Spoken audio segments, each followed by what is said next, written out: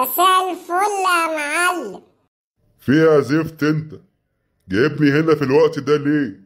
ما كانش ينفع اقابلك في المخزن يا معلم، الموضوع خطير. خير يا زفت، جرى ايه؟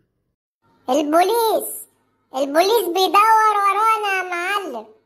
ايه فين؟ انت بتعمل ايه يا معلم؟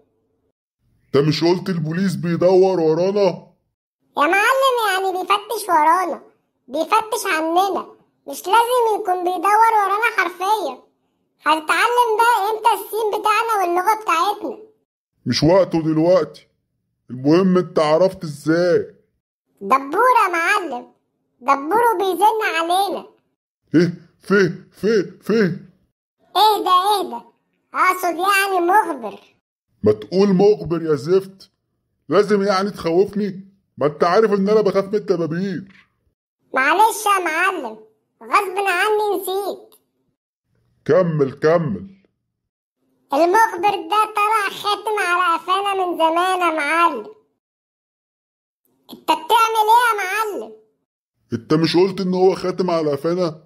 بشوف الختم اللي على قفايا. جرى يا معلم، ما تركز معايا شوية. هو انت ليه محسسني ان انا بتعامل مع ابن اختي اللي عنده 4 سنين؟ يعني مفيش ختم؟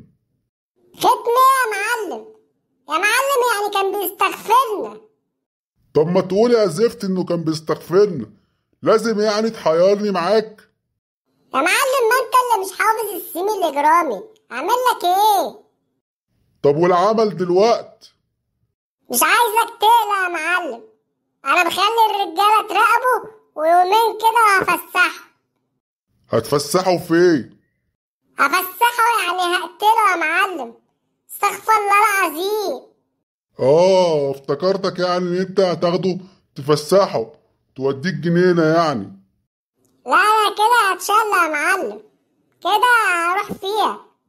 المهم يا زفت، قول لي انت هتفسحه امتى؟ يومين كده يا معلم وهتسمع زفته. زفته على مين؟ هو انت مش قلت يا ابني هتقتله؟ يا معلم انا والله ما فاهم انت رئيس عصابة ازاي.